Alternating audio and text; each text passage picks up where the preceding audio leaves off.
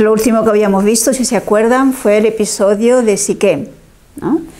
Aquella barbaridad que hicieron los hijos de Jacob, los mayores.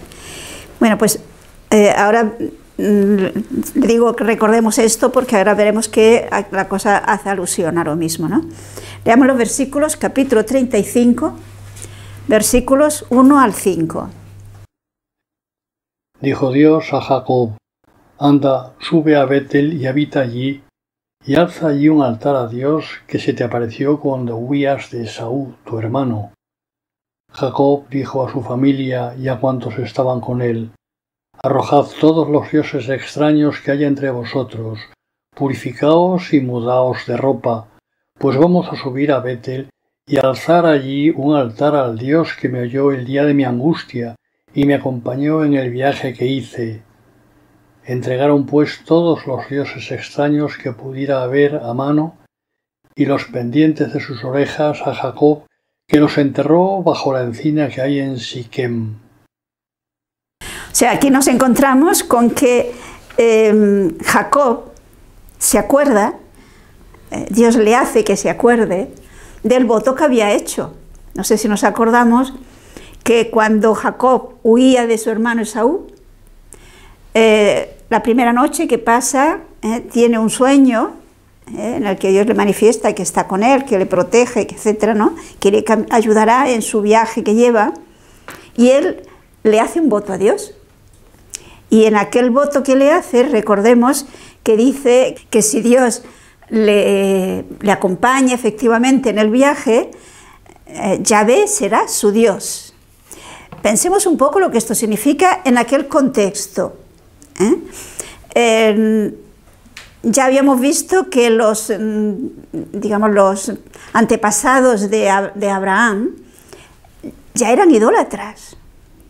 Y todos los pueblos de los alrededores eran idólatras, adoraban a muchos dioses.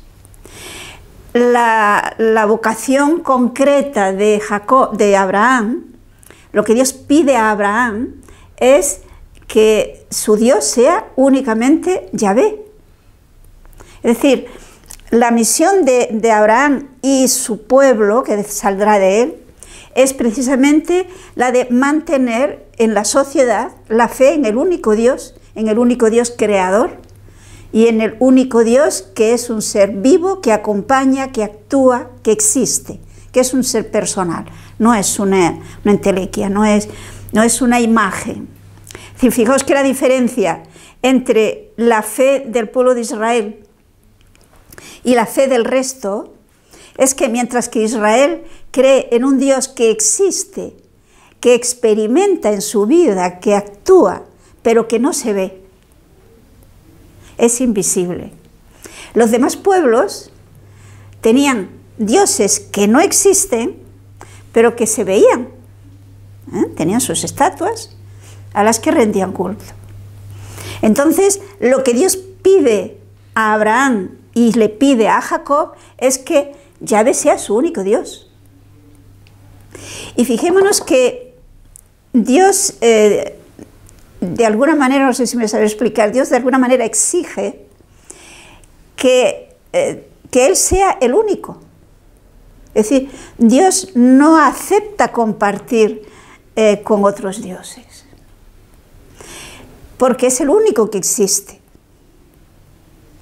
Y por lo tanto, algo que se va a insistir muchísimo, muchísimo en el Antiguo Testamento es precisamente la fidelidad al único Dios y por lo tanto el huir de los ídolos. Recordemos que esto lo veremos que será más adelante, estamos en el comienzo mismo de la revelación, pero los judíos desde Moisés tienen una oración. Escucha Israel, que es un libro del Deuteronomio. Yahvé nuestro Dios es uno. Y amarás a Yahvé tu Dios con todo tu corazón, con toda tu alma, con todas tus fuerzas. Pues ya vemos que entre la familia de Jacob se está introduciendo un poco la idolatría. Recordemos que Raquel robó los ídolos de su padre. Por lo tanto, fijémonos aquí que dice Jacob a los suyos: se acuerda que hay que dar culto, es decir, que había hecho aquella voto a Dios, que Él sería su único Dios, y por consiguiente quiere volver nuevamente a donde Él tuvo esa experiencia, a Betel, y allí rendir culto toda la familia a ese único Dios. Es decir, no solamente Él, sino toda la familia se compromete a que Yahvé será su único Dios. Pero claro, acercarse a Dios exige santidad, de una forma o de otra. Dios lo va manifestando de una forma o de otra. Aquí, ¿cómo se le manifiesta?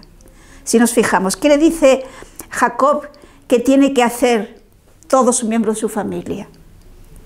Arrojad todos los dioses extraños que hay entre ellos.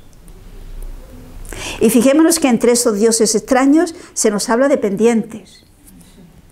Porque más que objetos de adorno, eran como amuletos. Entonces, fuera todo lo que significa la más mínima alusión a confiar en otros dioses que no sea en Yahvé. Pero también cambiarse la ropa. Quitarse, podríamos decir, la ropa profana y ponerse la ropa sagrada, por decirlo de alguna forma. Es decir, fijémonos que Dios habla en cada momento teniendo en cuenta lo que ellos son capaces de entender. Entonces, de acuerdo con esa su capacidad de entender, le está exigiendo, nos vamos a acercar a Dios y hay que estar puros, por decirlo de alguna manera. Hay que estar a tono. No olvidéis aquello que nos dirá San Pablo y que yo creo que más o menos no lo sabemos de memoria en la carta a los Efesios, en el capítulo 1, nos dice San Pablo cuál fue el proyecto de Dios para nosotros desde antes de la creación del mundo. ¿Se acuerdan?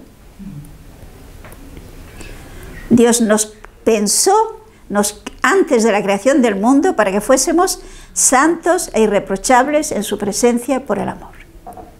O sea, esa es la meta para todo ser humano, porque estamos hechos a imagen de Dios y Dios nos llama a compartir por una eternidad unión, digamos, vivencia íntima con Él. Entonces, si Dios es santo, nosotros tenemos que acercarnos lo más posible hacia esa santidad. Y en cada momento, pues, esa exigencia de santidad se expresa de una forma o de otra. Entonces aquí, la manera como se expresa, pues mudarse de ropa, hay que purificarse, hay que mudarse de ropa y, por supuesto, sacar todo lo que sean ídolos. Porque nuestro Dios es únicamente Yahvé. Y solo en Él hay que tener la confianza, solo hay que contar con Él y solo hay que adorar a Él.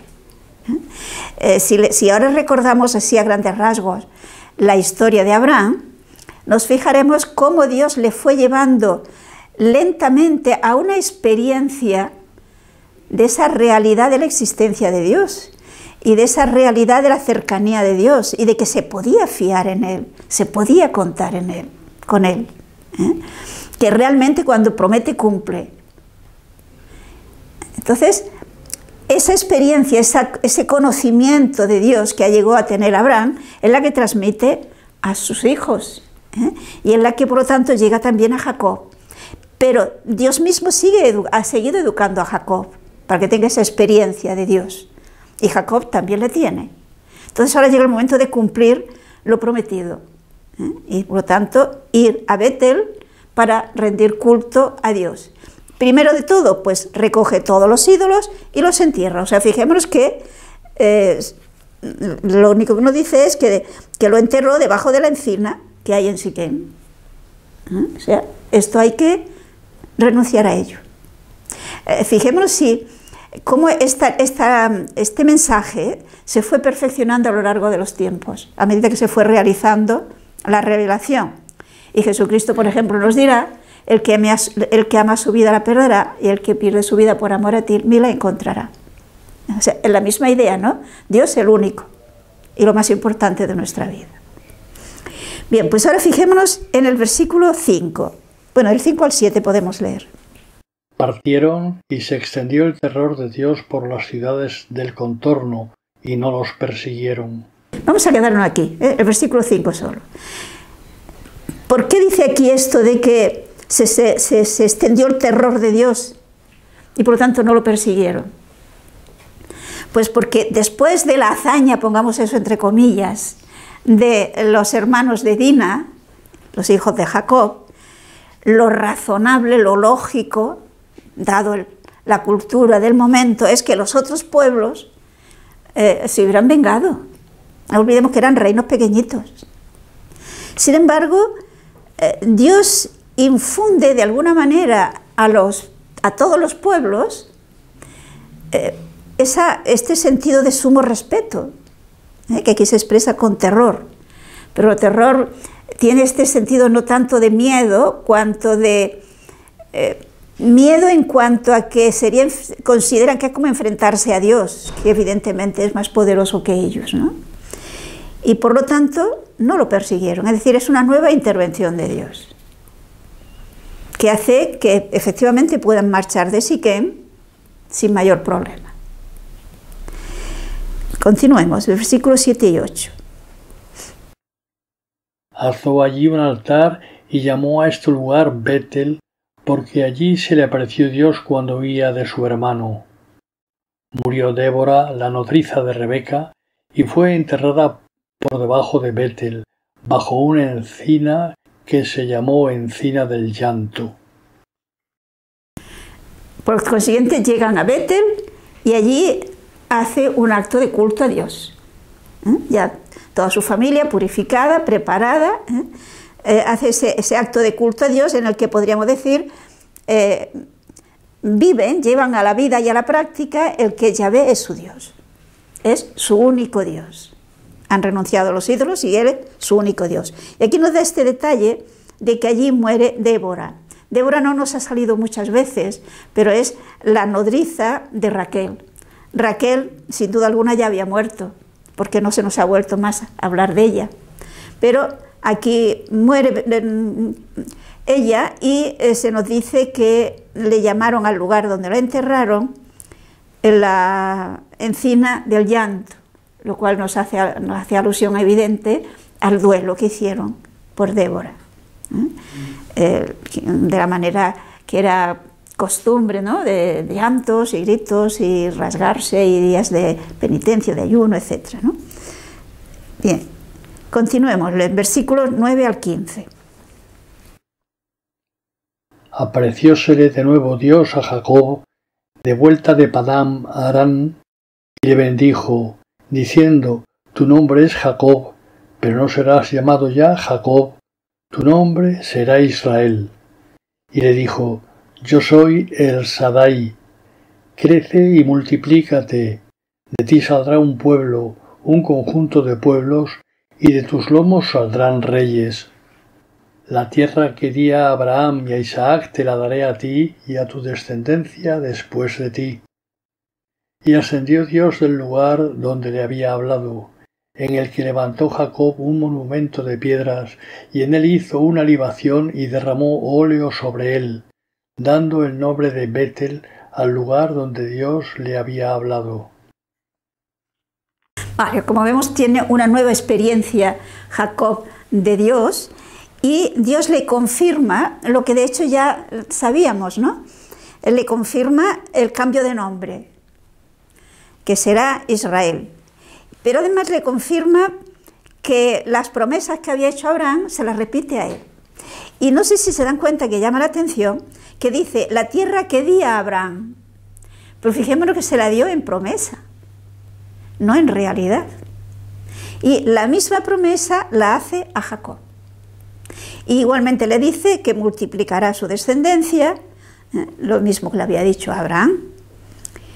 Y lógicamente Jacob hace de Betel lo que podríamos decir un santuario nacional, por decirlo de alguna manera. O sea, un lugar, pensemos que era el único lugar en el mundo donde se rendía culto al único verdadero Dios. Todos los demás lugares de culto eran a ídolos.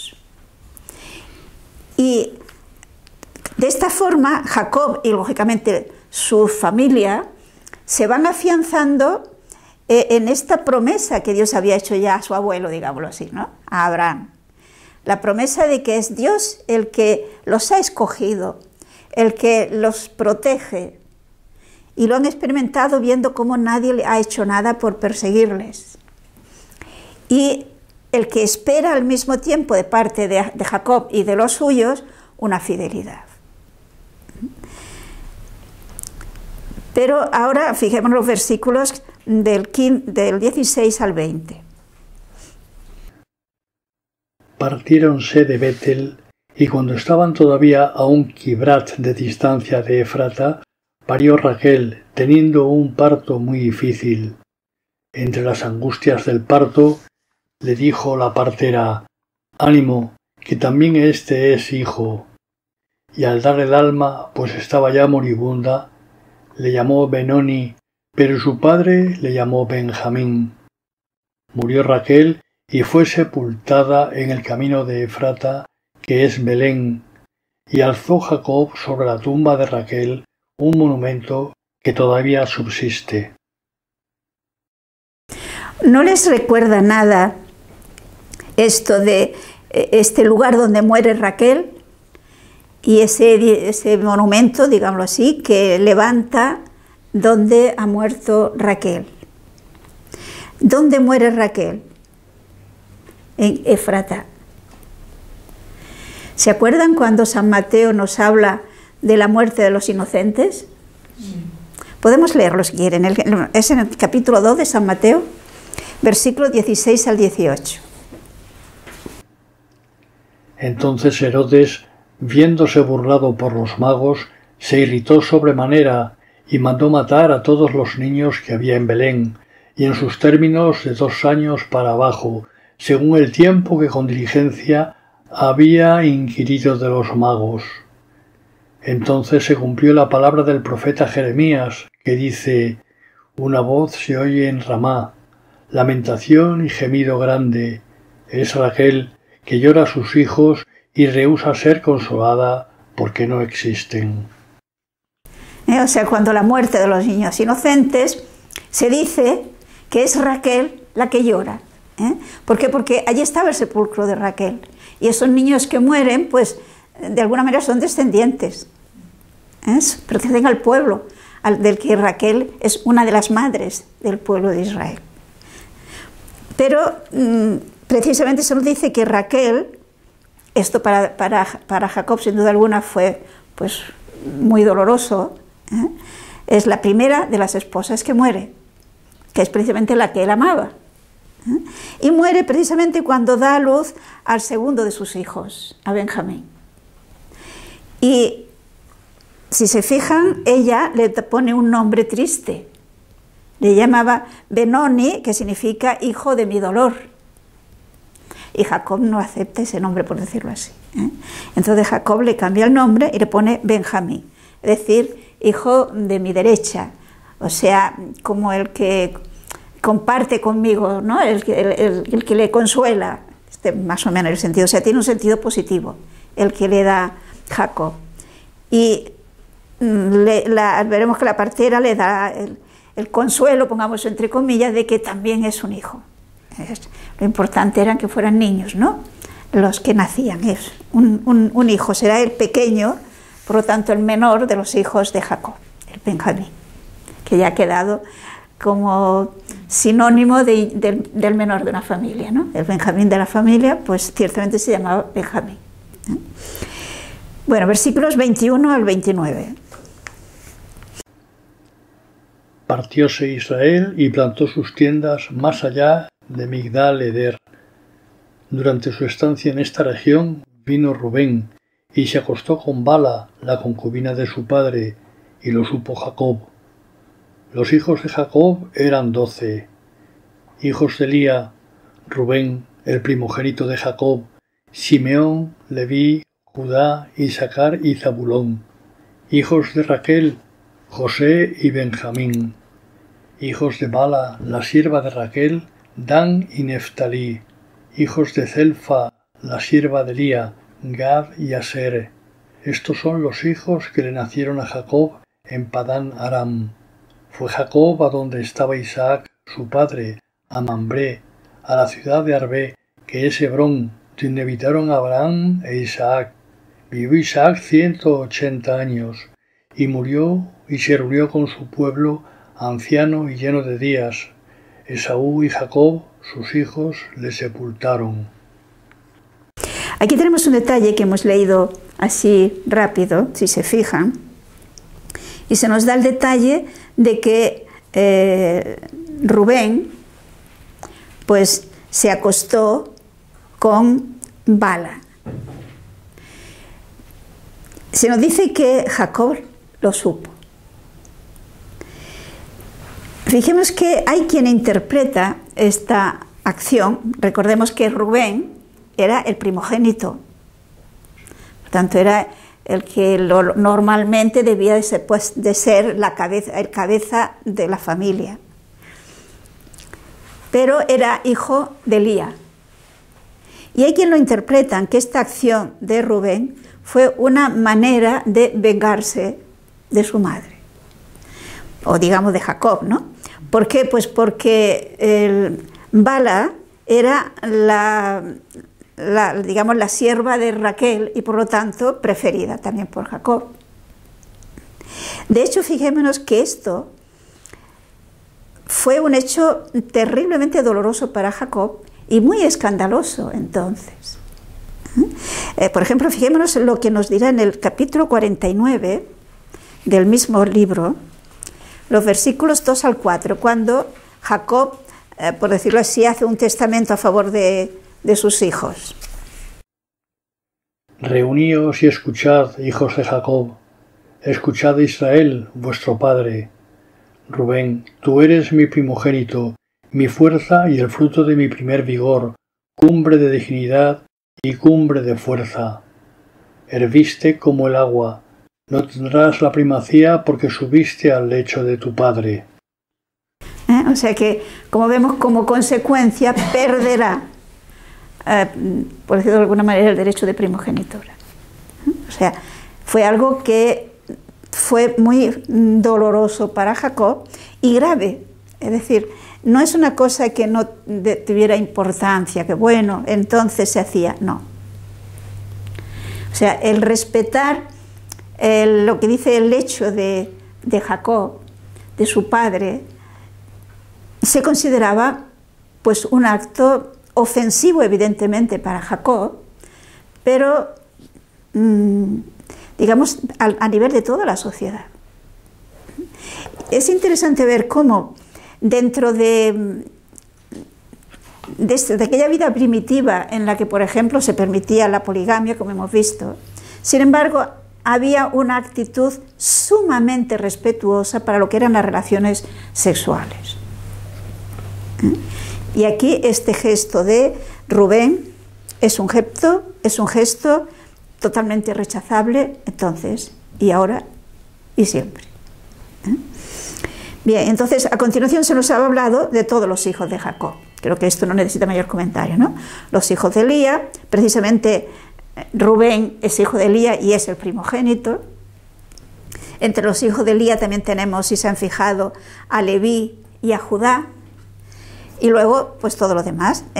Hijos de Raquel, pues solamente está José y Benjamín.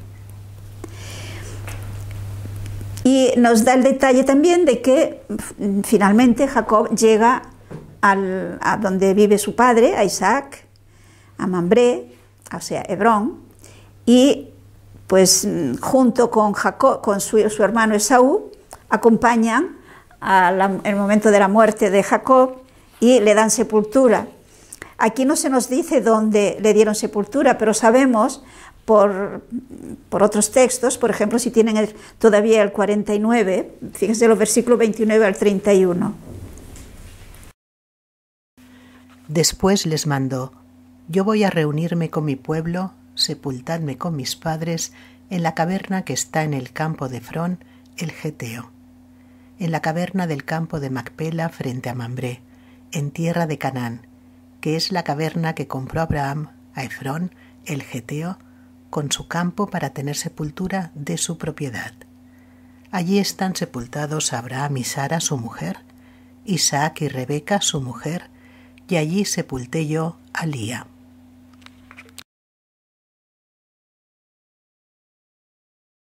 Vale, o sea, fijémonos que por lo tanto en aquella cueva de Macpelá que Abraham compró para sepultura de Sara, también fue allí donde sepultaron a Isaac y donde sepultaron a Rebeca, que no se nos ha dicho en qué momento murió.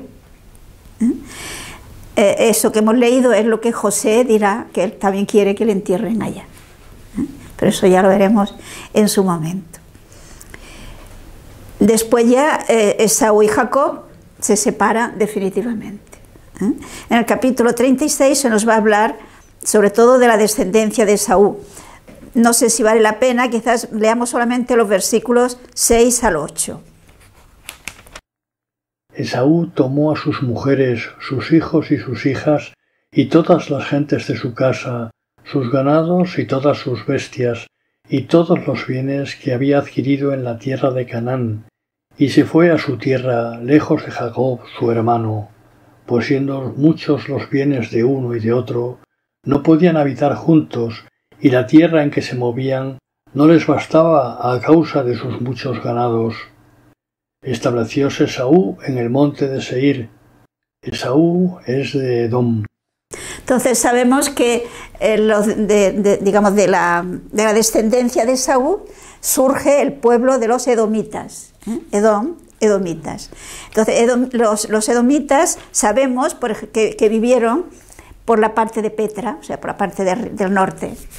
Luego también hay que vivían, esto diríamos, era un pueblo sedentario, pero luego tenía también otra parte de los edomitas que eran nómadas y que estaban al sur, o sea, al sur de Israel, al sur de Palestina.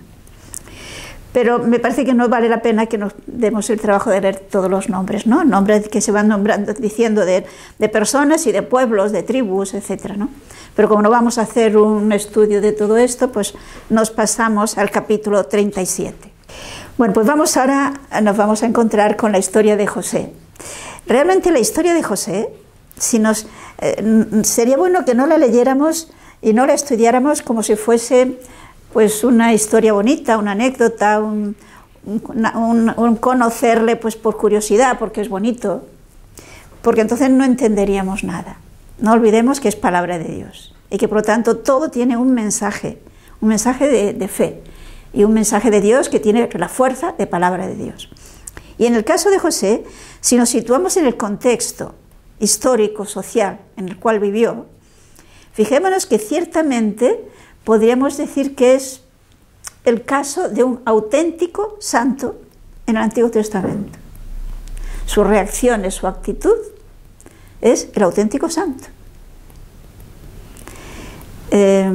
Y esto con los conocimientos que entonces se tenía de Dios y cuando no tenía pues todas las ayudas espirituales que tenemos nosotros, los sacramentos, las enseñanzas de la Iglesia que nos ayudan a ver claro lo que hay que hacer en cada momento.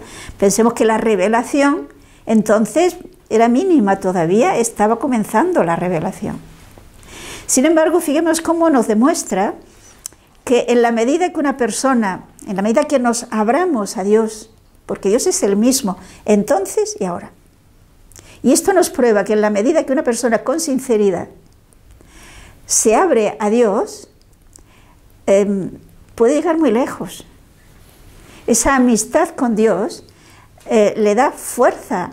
Es decir, Dios, a veces hemos puesto el cristianismo poniendo el acento, el apoyo, digamos, el acento en yo me he de esforzar y he de controlar y he de ese. Y es verdad que sí, que hay que hacerlo, pero no podemos poner el acento ahí. Porque aquel salmo que dice, si el Señor no construye la casa, en vano se cansan los albañiles. O sea, por mucho que nosotros quisiéramos esforzarnos y trabajar, si no contamos con la ayuda de Dios, nos quedaremos en el fariseísmo, que es lo que hicieron. Un esfuerzo sin contar con esa ayuda de Dios. Cumplo y ya está. Y en el caso de José se prueba bien claro que necesitó una ayuda muy especial de Dios, que él acogió, que él se abrió y que él le buscó dentro de sus posibilidades. Por lo tanto, mira, yo creo que sería interesante que lo miráramos desde este ángulo, lo cual no quiere decir que no tenga defectos. Solo Dios es perfecto. Bueno, versículos 1 y 2. habitó Jacob en la tierra por donde peregrinó su padre, en la tierra de Canaán. Esta es la historia de Jacob. O sea que nos encontramos, por lo tanto, que Jacob, de acuerdo con lo que Dios pidió a Abraham, está habitando de una manera itinerante, son seminómadas, ¿no?, en la tierra de Canaán, la tierra prometida, pero todavía no tienen propiedad de la misma, ¿no? Y aquí se nos habla de José. Veremos que José es odiado por su padre, por sus hermanos. Esto lo vamos a ver enseguida. Y aquí, en esto que hemos leído, podríamos decir, tenemos una de las causas por las que sus hermanos le odiaban. Y es que nos encontramos con que José, todavía un adolescente ya un poco mayorcito, ¿no?, con 17 años, pues iba junto con sus hermanos a apacentar el ganado, puesto que eran ganaderos, eran pastores. Y entonces, pues José, con toda naturalidad, pues porque indica que tenía sintonía con su padre, que pensaba como su padre, que tenía un sentido de la rectitud moral, pues le cuenta las cosas que hacían sus hermanos que no estaban bien. No sabemos si Jacob reñía a sus hermanos o qué hacía, pero sí se nos dice esto, ¿no? Un chico con un gran sentido de la rectitud moral, y por lo tanto no le gusta esa actitud de sus hermanos y se la decía a su padre.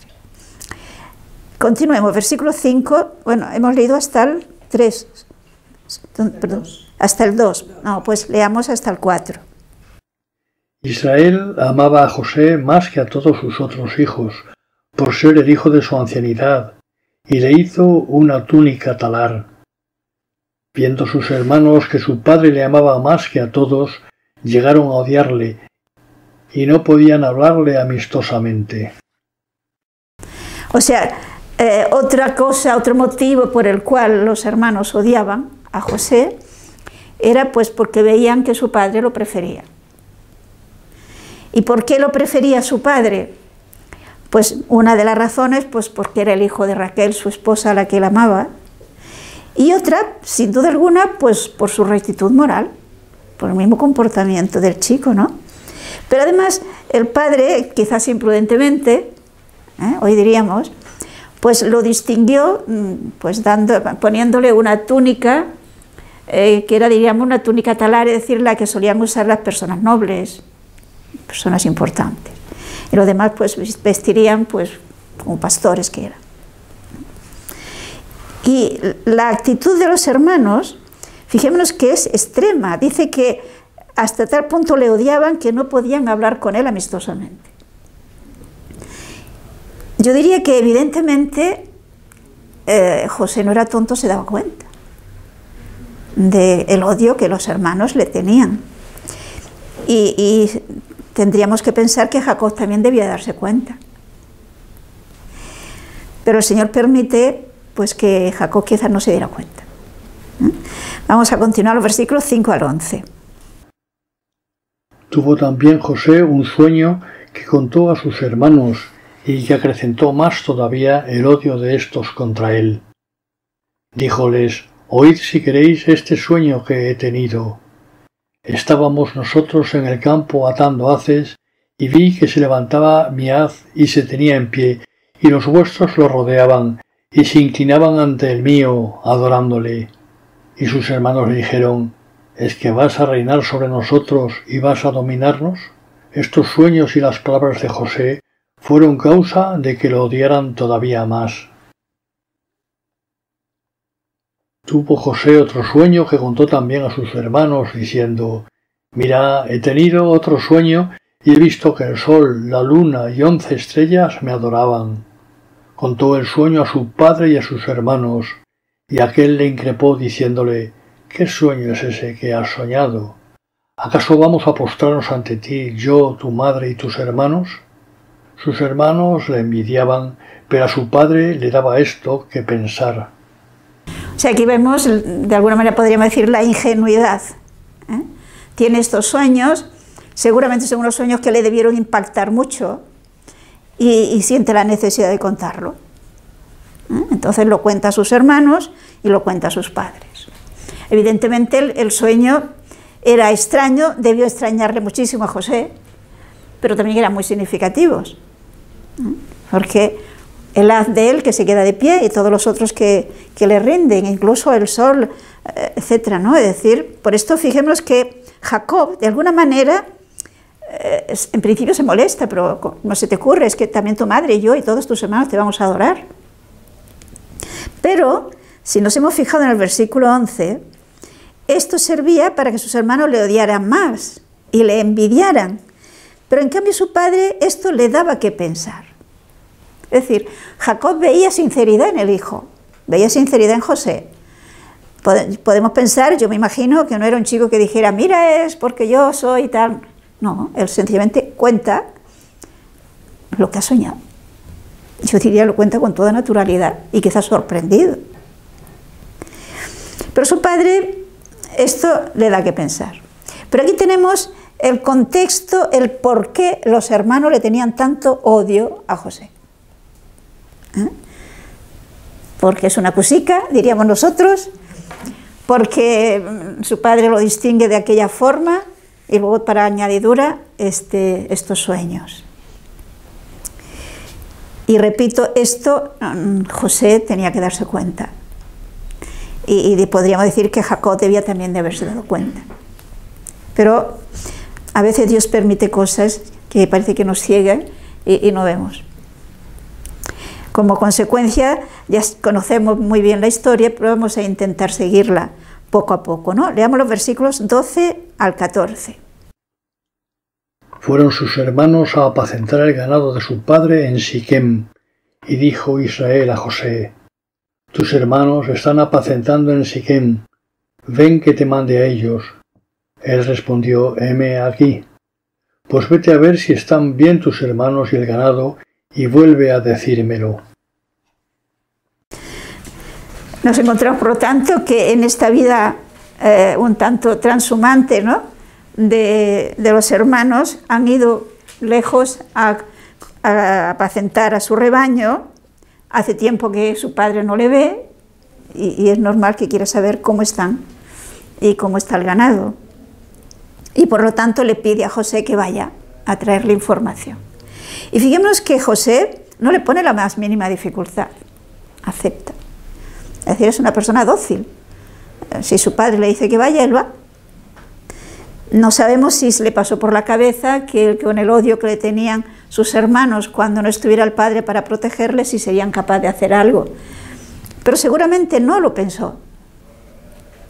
Es que tenemos que fijarnos que psicológicamente, cuando no sé, una persona es recta, una persona no odia, no puede imaginarse que alguien pueda odiar de tal manera que sea capaz de hacer barbaridades. Existe ese refrán que dice que el ladrón piensa en que todos son de su misma condición, ¿no? Pues esto en sentido positivo también. Pero llega a Siquem y allí no encuentra a sus hermanos. Continuemos del 15 al 20.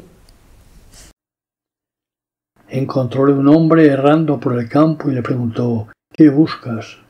Y él le contestó: a mis hermanos busco, haz el favor de decirme dónde están apacentando. Contestóle el hombre: si han ido de aquí, pues les oí decir: vámonos a Dotallín. Viéronle ellos desde lejos antes de que a ellos se aproximara, y concibieron el proyecto de matarle. Dijéronse unos a otros: mirad, ahí viene el de los sueños. Vamos a matarle y le arrojaremos a uno de estos pozos, y diremos que le ha devorado una fiera, así veremos de qué sirven sus sueños. O sea, aquí vemos todo el odio que había en estos hermanos. Como veremos, no eran todos que pensaban así. Pero claro, cuando se están todos juntos, lo que predomina es el que... O sea, hay quienes no se atreven a defender la idea según cómo lo diga el que lo dice, ¿no? Es decir, es mucho más peligroso un grupo que no personas sueltas. Entonces, hemos visto que José llega al lugar donde le ha dicho su padre que estaban, no los encuentra y no se resigna a decir, bueno, me volveré y le diré que no están. No, sino que él sigue buscándolo, quiere realmente poder llevar a su padre información de sus hermanos y del ganado. Por lo tanto, pregunta, y de esta forma le informan, hemos oído que se han ido a Dotallín, y él va a Dotallín, ¿sí? Sigue buscándoles. Y como contraste de esa actitud dócil de José para con su padre, y sin duda alguna también porque se interesa por la situación de sus hermanos, nos encontramos con la actitud de los otros. Ahí viene el soñador, pues lo quitamos de en medio y se acabarán sus sueños, y se sentían humillados, tenían envidia a su hermano. Pero como digo, no todos pensaban lo mismo. Fijémonos en el versículo 21 al 24. Rubén, que esto oía, quería librarle de sus manos y les dijo, matarle no vertáis sangre, arrojadle a ese pozo que hay en el desierto y no pongáis la mano sobre él. Quería librarle de sus manos para devolverlo a su padre. Cuando llegó José hasta sus hermanos, despojáronle de su túnica, la túnica talar que llevaba, y agarrándole le arrojaron al pozo, un pozo vacío que no tenía agua. Tenemos por lo tanto que Rubén, como el mayor, se siente responsable, tiene que dar cuenta a su padre, y por lo tanto quiere salvarlo.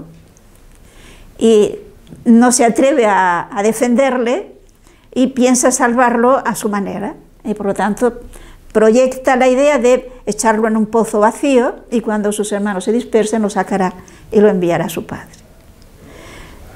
Evidentemente, otros que veremos que también lo quieren salvar no saben la intención de Rubén. ¿Y qué es lo que pensaban todos? Pues ahí en un pozo vacío se morirá de hambre. Pero sí han tenido cuidado primero de quitarle la túnica, lo cual indica cuánto le dolía verle aquella túnica a José, lo que es la envidia. Continuemos, versículos 25 al 28. Sentáronse a comer y alzando los ojos vieron venir una caravana de ismaelitas que venían de Galad, cuyos camellos iban cargados de estoraque, tragacantó y láudano que llevaban a Egipto. Y dijo Judá a sus hermanos, ¿qué sacaríamos de matar a nuestro hermano y ocultar su sangre? Vamos a vendérselo a estos ismaelitas y no pongamos en él nuestra mano, pues es hermano nuestro y carne nuestra. Asintieron sus hermanos. Y cuando pasaban los mercaderes madianitas, sacaron a José, subiéndole del pozo, y por 20 monedas de plata se lo vendieron a los ismaelitas, que le llevaron a Egipto. O sea, como vemos, había otro de los hermanos que quería salvar la vida a José. Es el caso de Judá. Judá no sabe lo que proyecta Rubén. Entonces, ¿qué sacamos con que se muera? Al menos salvarle la vida. Y entonces se le ocurre la idea peregrina de venderlos. Y allí coincide que pasan estos madianitas o ismaelitas, descendientes de Ismael, que se dedicaban al comercio. Y por lo tanto traían una serie de productos que en Egipto, que era una ciudad más desarrollada, más próspera, pues se vendía bien. Y entre las cosas que se vendían también eran esclavos. Por lo tanto se le ocurre, pues mira, vamos a vendérselo a los ismaelitas, y Judá piensa, al menos se salva la vida, no lo dejamos morir. No sabemos si algún otro de los hermanos también habría querido salvarlo, pero ciertamente Rubén y Judá quisieron salvar la vida a José. Pero pongámonos por un momento en la situación de José cuando se ve tratado así por sus hermanos. Y un chico que pues ha llevado una vida, digamos, de ser una persona muy querida y protegida, se encuentra completamente indefenso y hacia un futuro pues que tenía que presentárselo terrible. Fijémonos lo que nos dirá en el capítulo 42, el versículo 21. Ellos se dijeron unos a otros, Ciertamente somos nosotros reos de culpa contra nuestro hermano, a quien vimos con angustia de su alma pedirnos compasión y no le escuchamos. Por eso ha venido a nosotros esta desventura. Por lo tanto, fijemos que José con angustia les suplicó que no lo vendieran. Y ellos hacen caso omiso. En ese momento no estaba Rubén y por lo tanto no pudo evitarlo. Podemos terminar el capítulo, los versículos 29 al 36. Volvió Rubén al pozo, pero no estaba en él José, y rasgando sus vestiduras, volvióse a donde estaban sus hermanos y dijo: El niño no parece, ¿a dónde iré yo ahora? Tomaron la túnica talar de José y matando un macho cabrío, la empaparon en la sangre. La tomaron y se la llevaron a su padre, diciendo: Esto hemos encontrado, mira a ver si es o no la túnica de tu hijo. Reconociéndola él, dijo: La túnica de mi hijo es. Una fiera le ha devorado, ha despedazado enteramente a José. Rasgó Jacob sus vestiduras, vistióse de saco e hizo duelo por su hijo durante mucho tiempo. Venían todos sus hijos y sus hijas a consolarle, pero él rechazaba todo consuelo, diciendo: En duelo bajaré al sepulcro a mi hijo. Y su padre le lloraba. Los madianitas le vendieron en Egipto a Putifar, ministro del faraón y jefe de la guardia. O sea, como vemos, cuando Rubén quiere sacar a José del pozo para devolverlo a su padre, pues se encuentra con que no está. Y por eso se dice que rasga su vestidura y él se siente responsable. Ahora, ¿yo qué le digo? Claro, es el mayor. Y no se les ocurre otra idea que la de engañar a su padre. O sea, manchar la túnica de José de sangre y enviársela. Seguramente, cuando vieron la reacción de su padre, con el tiempo debió dolerles lo que hicieron. Se ve por todo el contexto. Es decir, este sufrimiento de su padre, sin duda alguna, les ayudó a ir reflexionando. No olvidemos que Dios nos va educando a través de la vida, a través de los acontecimientos de la vida. Pero hay un detalle que es importante caer en la cuenta, porque ya lo hemos visto en el caso de la muerte de otros personajes que hasta ahora hemos estado leyendo. Y es la idea que tiene Jacob. O sea, su hijo ya no podrá venir hasta él, porque piensa que ha muerto. Por lo tanto, es él el que tendrá que ir al encuentro de su hijo. ¿Esto qué nos indica? Pues que, aunque todavía no tenían una idea clara de la situación de más allá de la muerte, sin embargo sí tenían claro que existía una vida después de la muerte. Que la muerte no era el final, sino que había lo que llamaban el lugar de los muertos, el Sheol. Si se acuerdan, se nos ha hablado de la muerte de Abraham, de la muerte de todos los que hemos ido viendo, que decía que se unió a su pueblo, se unió a sus padres. Fijémonos que cuando muere Abraham, no lo entierran en el sepulcro de sus padres. Por lo tanto, se unió a sus padres no en el sepulcro. En la fe en que el alma es inmortal, en que la persona no desaparece. Hay otra vida después de esta. Y por eso Jacob piensa encontrarse en esa otra vida con su hijo José. Y le resulta tan doloroso que ninguno de sus hijos ni de sus hijas consigue, digamos, serenarlo y consolarle. El amor con que le unía a su hijo José, pues era único, porque ciertamente José respondía también a ese amor de su padre. Bien, pues entonces nos quedamos aquí, vemos que los ismaelitas llevan a José a Egipto y allí lo venden, como era lo normal.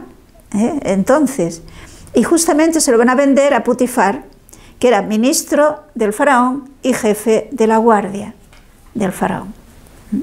Y ahora nos encontraremos pues con José en este ambiente pagano de Egipto.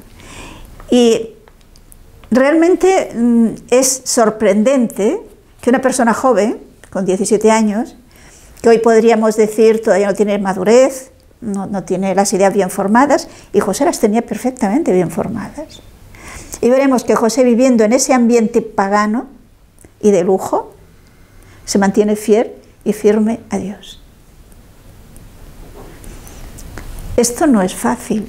Esto supone uno y otro actos de fe y de fidelidad a Dios. Y esto con los medios que entonces podía tener José. Evidentemente no tenía ni los sacramentos que nosotros tenemos para ayudarnos a permanecer fiel. No tenían el consuelo de la palabra de Dios, que aún no se había empezado a escribir. Sin embargo, permanece fiel. Es todo un testimonio. Esto ya lo iremos viendo, Dios mediante, en los próximos temas.